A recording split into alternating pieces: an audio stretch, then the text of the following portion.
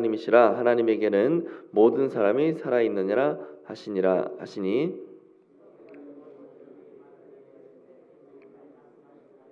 같이 읽습니다. 그들은 아무것도 감히 더 물을 수 없음이더라.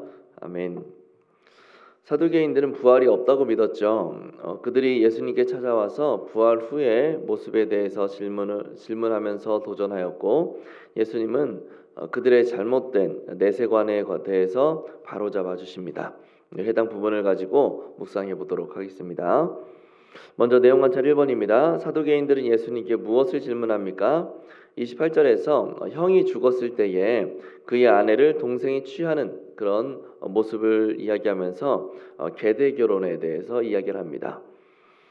이 사람의 그 상속자가 끊기지 않도록 해서 그의 대가 이어지도록 하기 위해서 하나님은 계대 결혼이라는 것을 명령을 하셨어요. 그들은 모세의 율법에서 명령하는 이 계대 결혼이 부활과 정면으로 대치된다라고 그렇게 생각을 했습니다. 그렇게 7째까지 계대 결혼을 했을 경우에 부활 후 이 여인은 누구의 아내가 되는 겁니까? 라고 그들이 질문을 하는 거죠. 내용 관찰 2번입니다. 예수님께서는 사두개인들의 질문에 어떻게 대답을 하십니까? 35절부터 보면 부활 후의 사람들은 장가를 들거나 시집을 가는 일이 없고 마치 천사와 같은 상태로서 오직 하나님의 백성, 하나님의 자녀로 존재하게 된다라고 그렇게 말씀을 하십니다. 우리 영과 묵상으로 한번 넘어가 볼게요. 예수님께서는 왜 사두개인들에게 부활에 대해서 자세히 설명을 하십니까? 사두개인들은 앞에서 이야기했던 것처럼 부활을 믿지 않았습니다. 그 근거는 이들이 모세 오경만 받아들였기 때문에 그래요. 모세 오경만 성경이다라고 사두개인들은 그렇게 생각을 했습니다. 모세 오경에 보면 부활에 대한 개념이 또 어떤 영적이거나 천사들이나 뭐 이런 영적인 개념들이 모세 오경에는 거의 등장하지 않거든요. 그러다 보니까 모세 오경만을 받아들였던 사두개인들은 앞에서 말한 어떤 영적인 것들, 천사들, 부활, 영생 이런 것들을 받아들이지를 않는 거죠. 그리고 모세 오경에 명시된 이 계대 결혼과 부활이 정면으로 대치된다고 생각을 했던 겁니다.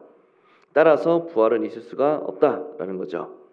이 사두개인들의 논법은 당시에 상당히 정교했지만 예수님은 부활이 모세 오경과 모순되지 않음을 지적하셨어요.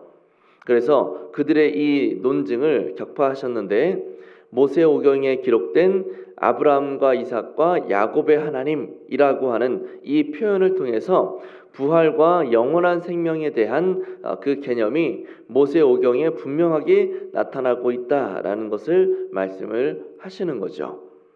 구약 성경에 관한 지식과 논리를 사용한 이 논쟁에서 예수님이 승리를 하신 거예요. 예수님은 모세 오경이 부활과 전혀 대치되지 않는다라는 사실을 말씀하신 것이고, 오히려 모세 오경을 받아들인다면 부활을 또한 받아들일 수밖에 없다라는 사실을 보여주신 겁니다. 그리고 모세 오경은 받아들이면서 부활은 받아들이지 않는 사두개인들을 향해서 자기 모순을 범하는 자들이라고 책망을 하시는 거예요. 우리가 생각해 볼 것은 예수님이 부활을 받아들이셨고 손수 부활이 실제한다라는 사실에 대해서 가르치셨다라는 이 장면은 예수님을 믿는 그리스도인들 또한 죽은 자들이 내세에 부활함으로 천사와 같이 영원히 살 것이라는 사실을 믿어야 된다라는 거예요.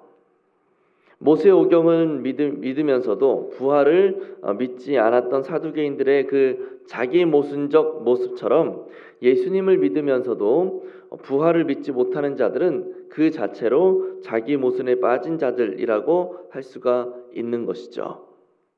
예수님은 하나님에 대해서 아브라함의 하나님, 이삭의 하나님, 야곱의 하나님이라는 이 모세 오경의 표현을 인용하시면서 하나님은 산 자의 하나님이시고 죽은 자의 하나님이 아니다라고 말씀을 하세요. 이것은 곧 하나님께 인정받은 모든 자들은 하나님 앞에서 영원히 살아가게 될 것이라는 사실을 확언해 주시는 말씀이라고 할 수가 있는 겁니다. 신앙은 살아있음을 전제로 해요. 살아있어야 경배도 하고 살아있어야 찬양도 하는 겁니다. 오직 살아있는 자만이 하나님을 경배할 수가 있는 거죠. 따라서 하나님 안에 있는 우리에게는 이미 살아있음, 영원한 생명이 주어졌고 지금도 그 생명을 가지고 살아가고 있고 또 이 땅에서의 생명이 다 끝나는 날에도 그 영원한 생명은 여전히 우리의 영혼 가운데 작동할 것임을 믿는 믿음. 그래서 우리는 영원히 살 것이라는 그 믿음이 우리에게 필요하다라는 겁니다. 느낀 점입니다. 부활을 부정하며 예수님을 공경에 빠뜨리고자 질문했던 사두개인들의 모습을 보며 무엇을 느낍니까? 33절에 보면 7이 다 그를 아내로 취하였는데 부활 때에 그 중에 누구의 아내가 되겠습니까? 라고 질문하죠. 이것을 원어로 보면 여기에 아내라는 이 단어가 우리 한글 성경에서는 2번이 등장하는데 원어에서는 3번이 등장을 해요. 그리고 이 아내라는 단어가 위치하는 그곳이 문장이 33절 그 문장의 가장 앞과 가장 뒤에 각각 배치가 되고 가운데 한 번 더 배치됩니다. 굳이 같은 단어를 이 짧은 문장에서 3번이나 반복하는 이유는 이 문장, 이 질문을 굉장히 사두개인들이 강조하고 있다는 것을 의미하는 거예요. 굉장히 강조하는 거죠. 그러면 그들은 왜 이 아내라는 단어를 3번이나 사용하면서 이렇게까지 강조하는 것인가? 그것은 한번 당신이 이 질문에 대해서 반박해 보시오 라는 거예요. 절대 반박할 수 없을 거다라는 그들의 신학적 입장에 대한 어떤 자신감의 표현인 거죠. 절대 반박하지 못한다라는 거예요. 그들은 그들의 믿음이 절대 틀리지 않는다. 그들의 신학적인 이 주장이 절대 틀릴 리가 없다라고 하는 자신감이 있었던 겁니다. 하지만 예수님은 그들이 근거로 제시했던 이 모세오경을 근거로 그들의 생각이 잘못되었음을 지적하셨어요. 그래서 40절에서 자신들이 근거로 가지고 있던 그 모세오경을 가지고 반박을 하니 할 말이 없었다라는 겁니다. 그래서 40절에서 더 이상 그들이 아무것도 감히 더 물을 수가 없었더라라고 이야기를 하는 거예요. 적용입니다. 부활을 소망하기보다 현실의 삶에 대한 애착에 사로잡힌 적이 있었다면 언제입니까?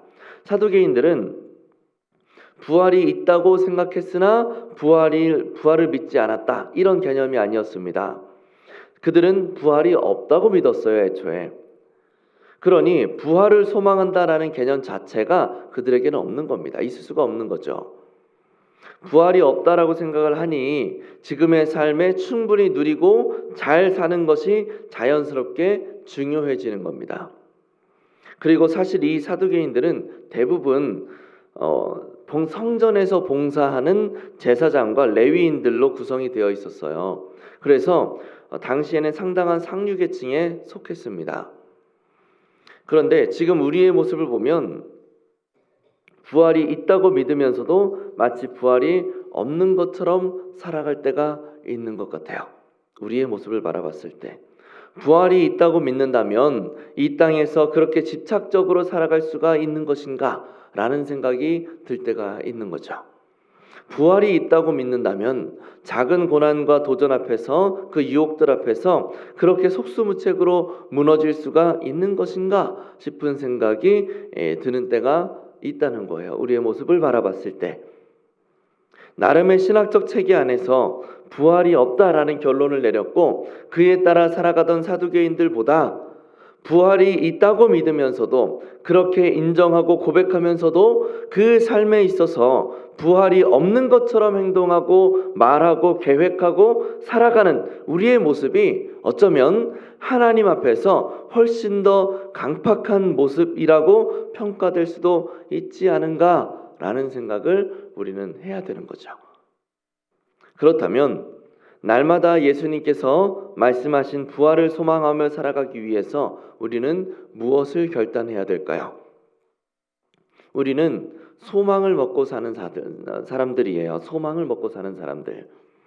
지금의 상황을 참고 견디는 것에는 분명 그 이후에 벌어질 보상에 대한 소망이 있기 때문인 겁니다.